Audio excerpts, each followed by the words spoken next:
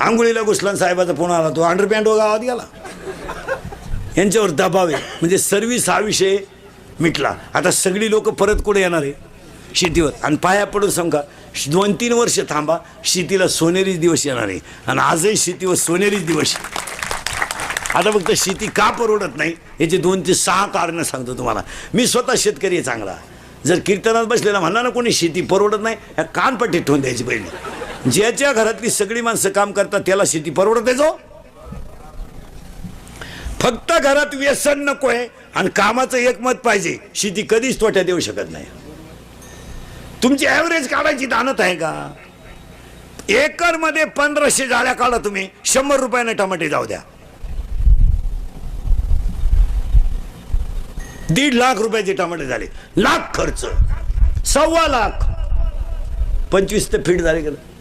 मग तुम्ही